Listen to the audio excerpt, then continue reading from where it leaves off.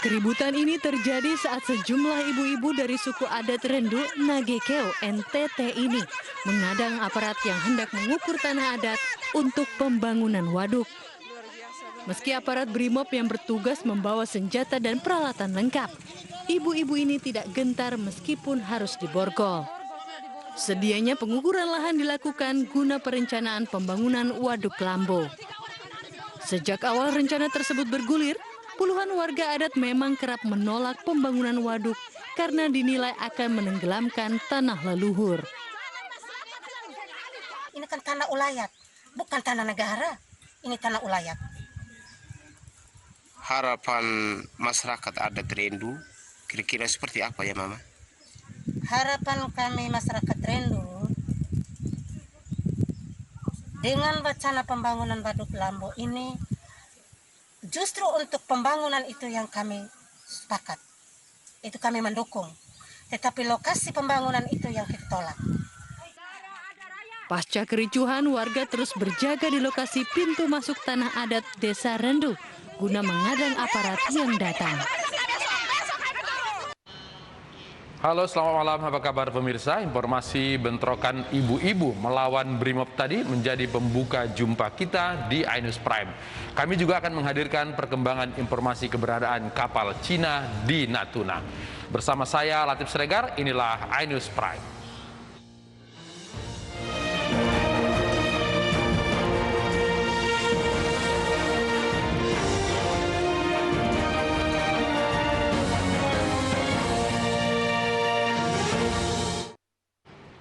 Emak-emak di Deli Serdang, Sumatera Utara mengamuk dan membakar arena perjudian. Mereka kesal karena penghasilan suaminya habis di meja judi.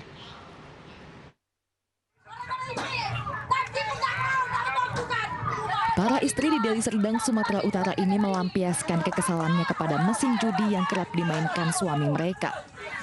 Sebuah arena perjudian pun menjadi sasaran amukan para istri yang resah karena penghasilan suami mereka kerap terkuras.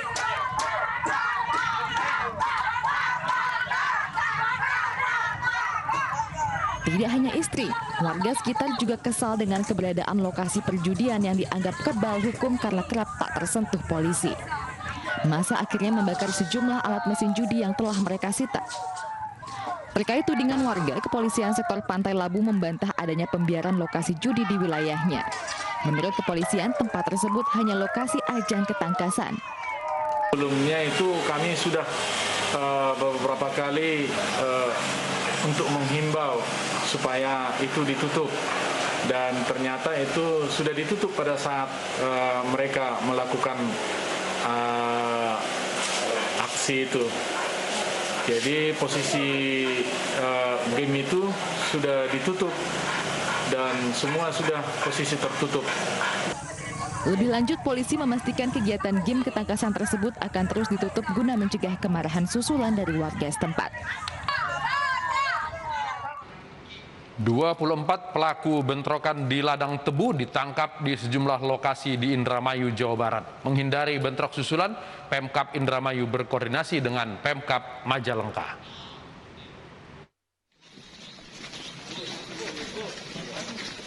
Pasca bentrokan yang menewaskan 2 orang petani di Indramayu, Jawa Barat, polisi menangkap 24 pelaku bentrokan dan seorang anggota DPRD Indramayu. Para pelaku bentrokan ditangkap di beberapa lokasi di Desa Amis, Kecamatan Cikedung, Indramayu.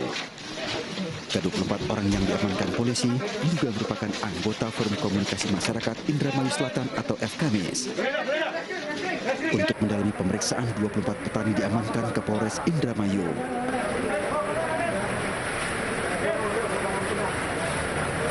Pemerintah daerah Majalengka bersama Pemda Indramayu masih terus berkoordinasi melibatkan unsur terkait menghindari terjadinya bentrokan susulan.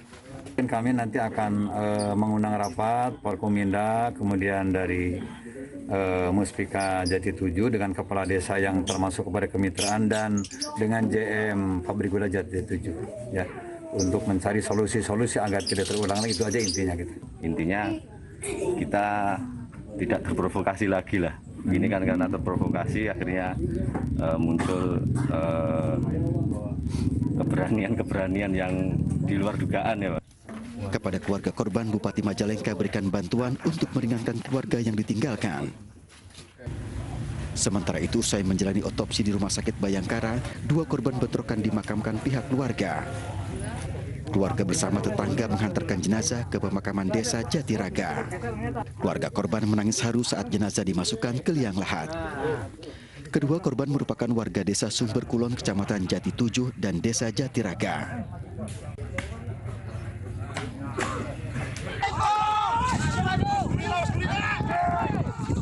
Bentrokan antar petani di lahan tebu milik perusahaan gula Jati 7 di desa Kerticala, Kecamatan Tukdana, Indramayu terjadi pada Senin siang. Bentrokan diduga terjadi akibat provokasi yang dilakukan organisasi masyarakat setempat terhadap kelompok petani mengenai lahan garapan. Diduga kelompok ormas tersebut ingin menguasai lahan. Adik kakak korban longsor di Luwu ditemukan tidak bernyawa di dalam reruntuhan rumah. Evakuasi terkendala material lumpur dan minimnya alat berat.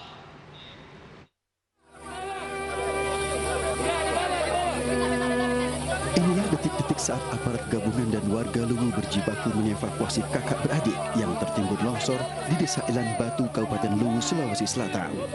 Korban merupakan anak kepala desa setempat yang terjebak di dalam rumah saat longsor menghantam rumah mereka. Petugas sempat kesulitan mengevakuasi jenazah karena hujan terus mengguyur lokasi pencarian. Alat berat pun dikerahkan untuk membantu mengangkut lumpur dan kayu yang menutupi titik pencarian. Untuk informasi kemarin bahwa ada 4 korban yang tertimbun di lokasi sini dan pada saat ini 4-empatnya sudah berhasil ditemukan oleh tim SAR gabungan. Kalau di lapangan tadi Bang, situasinya bagaimana Bang? Evakuasinya tadi menggunakan EXA dengan Alkom dan korban terakhir ditemukan ini pada pukul 15.39. Sebelumnya banjir bandang dan longsor yang terjadi pada Minggu kemarin mengakibatkan sebuah rumah tertimbun. 3 penghuni rumah selamat, sementara 4 lainnya terjebak di dalam rumah. Seorang warga di Indragiri Hilir, Riau tewas diterkam buaya saat mandi di sungai. Pencarian korban memakan waktu selama 28 jam.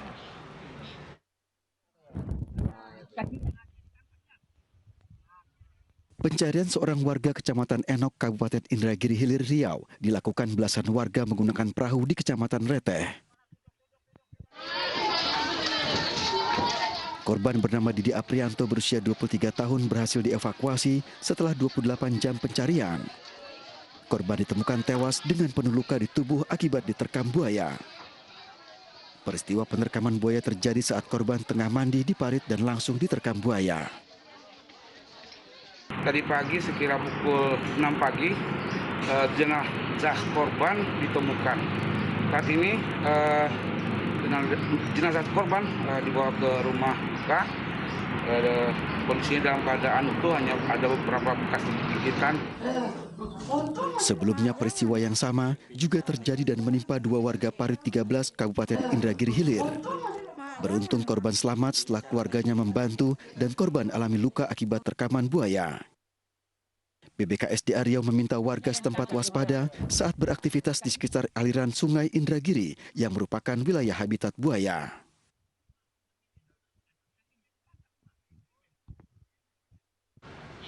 Puluhan santri di Takalar, Sulawesi Selatan keracunan massal diduga akibat mengkonsumsi telur. Informasi tersebut adalah satu dari 5 berita pilihan hari ini.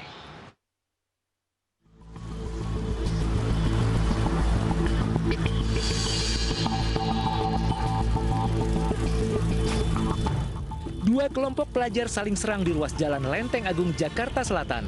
Warga sekitar yang melihat tawuran pun kesal dan berupaya membubarkan pelajar yang saling kejar dengan berboncengan sepeda motor. Menurut warga sekitar, tawuran pelajar kerap terjadi hanya karena hal sepele.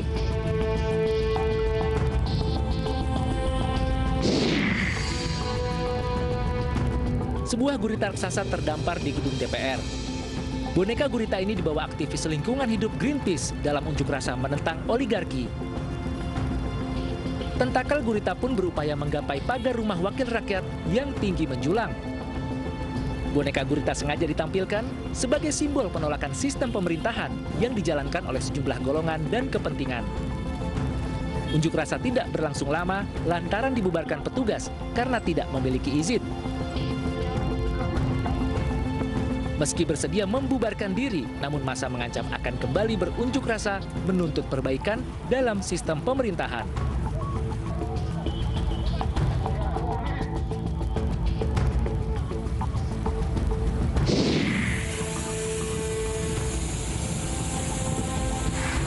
Pabrik pengolahan kayu PT Nipotech Sejahtera di Jalan Raya Kepatihan Industri Gresik, Jawa Timur, dini hari tadi ludes terbakar. Kebakaran melanda 6 dari total 8 gudang pengolahan kayu. Material kayu yang cepat terbakar membuat api sulit dikuasai petugas. Puluhan mobil pemadam kebakaran dari Pemkab Gresik dan Pemkot Surabaya pun dikerahkan untuk menjinakkan api. Polisi masih menyelidiki penyebab kebakaran ini. Sejumlah karyawan yang masuk kerja hanya bisa menahan rasa kecewa dan terpaksa pulang kembali ke rumah.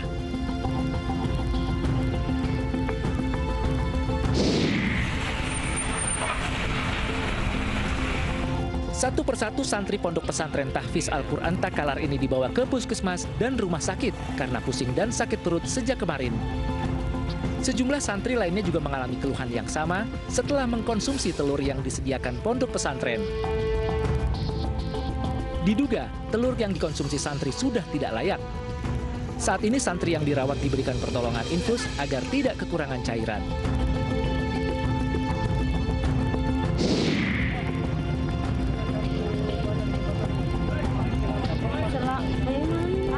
Sebuah angkot bermuatan 13 mahasiswa terjun ke sungai di Kendari, Sulawesi Tenggara.